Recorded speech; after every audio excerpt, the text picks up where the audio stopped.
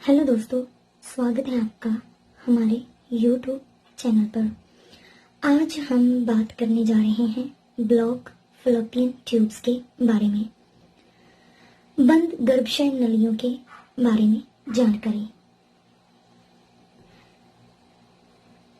Block Fallopian tubes जिसके बहुत सारे कारण हो सकते हैं और YouTube पर इसके इलाज भी काफी चैनल्स द्वारा बताए गए होंगे और आप में से जिनको ये प्रॉब्लम है उन्होंने वो यूज भी किए होंगे, लेकिन कोई फायदा नहीं और उन सब से आपका टाइम और भरोसा खत्म हो गया होगा।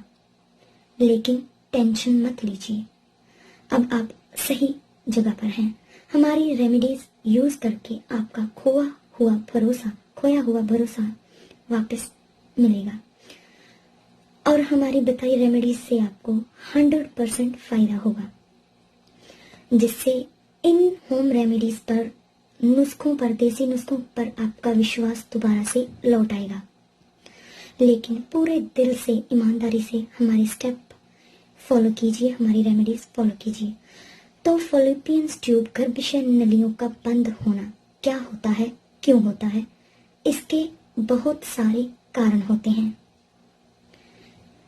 जिनके चलते फलोपियन ट्यूब्स बंद हो जाती हैं और एलोपैथी में इसका इलाज है ऑपरेशन,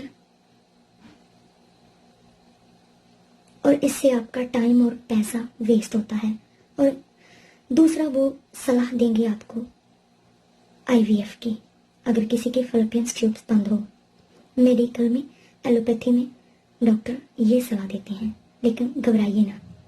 इसका सबसे एक कारण है गांठ हो जाना, दूसरा म्यूकिस का, जालीदार म्यूकिस का जमा हो जाना, और कई महिलाओं के जो इरेगुलर पीरियड होते हैं उनकी वजह से भी कई मंथ उनको पीरियड नहीं आते हैं और या आगे पीछे हो जाते हैं कई दिनों के लिए। तो इस प्राकृतिक चक्कर में जो बाधा पड़ जाती है, इस गड़बड़ी से भी फलोपियन ट्यूब्स बंद हो जाती हैं।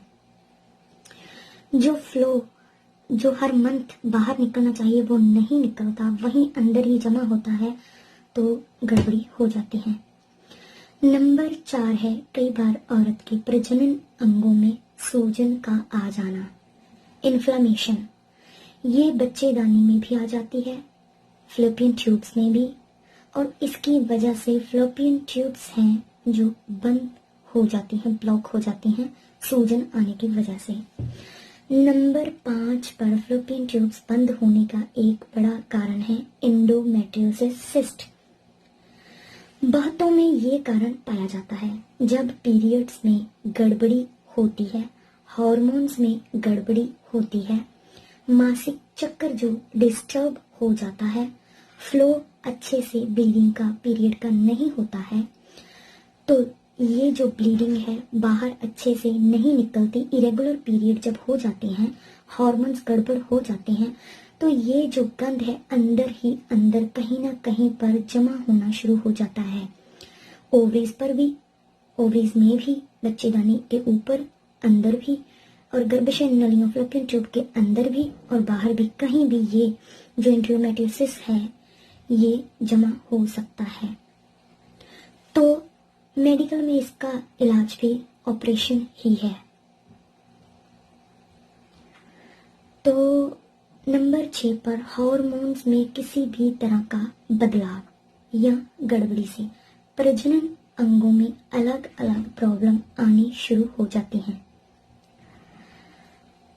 तो इसकी वजह से भी हमें बहुत सारी प्रॉब्लम फेस करनी पड़ती है।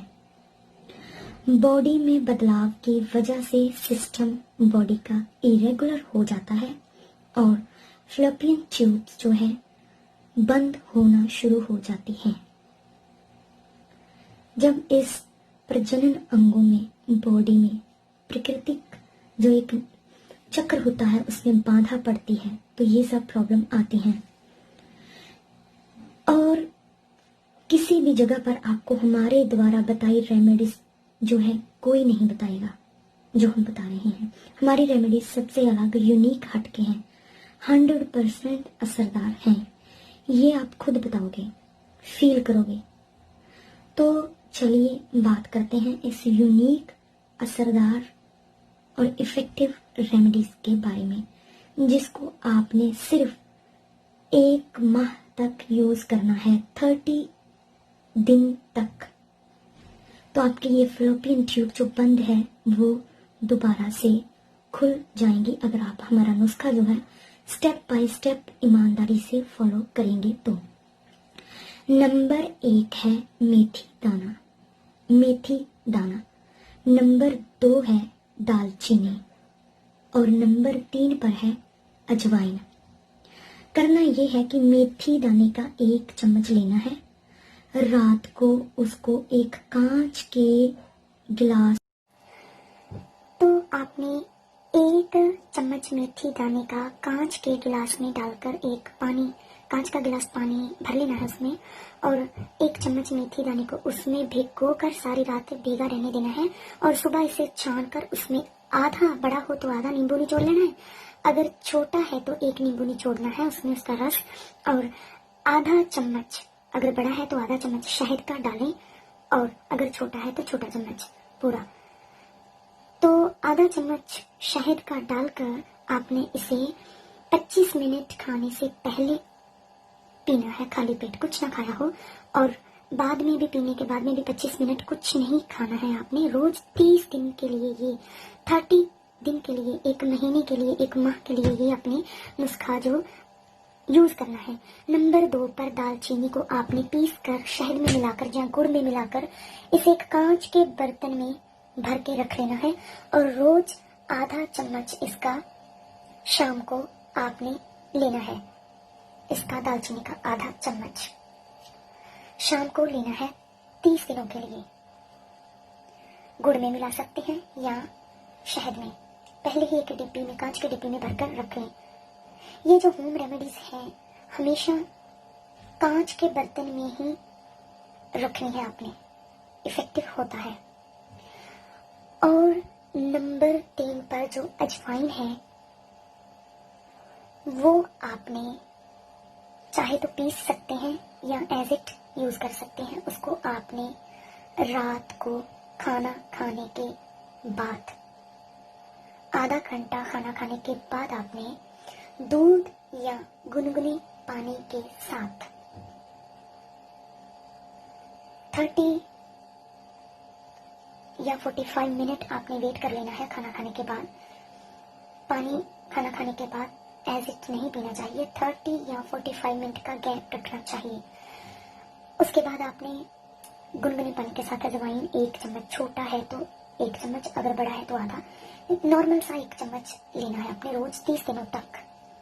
और अगर दूध के साथ ले सकते हैं, दूध पीना चाहते हैं तो इसके साथ भी ले सकते हैं। दूध जो खाना खाने के बाद आप ले सकते हैं, 5-7 मिनट बाद दूध पी सकते हैं, पानी नहीं। तो ऐसे 30 दिनों तक ये रेमेडी ऑनेस्टी से, ईमानदारी से, स्टेप बाय स्टेप, पेशेंस के साथ फॉलो कीजिए। 100% आपको फायदा मिलेगा। आपके बंद ट्यूब्स हैं, खुल जाएंगे। हमारे चैनल को प्लीज अगर सब्सक्राइब नहीं किया है तो कर लीजिए, बेल आइकन दबा दीजिए ताकि हर वीडियो आपके पास जो है समय पर पहुंच जाए। हमारा न्यू चैनल है, इसे सपोर्ट कीजिए। अपने दोस्तों, मित्रों, रिश्तेदारों के साथ इसे शेयर कीजिए। वीडियो अगर अच्छी लगे तो प्लीज लाइक कीजिए। सपोर्ट के लिए आपका बहुत बहुत धन्यवाद। मिलते हैं अगली वीडियो में। Thank you.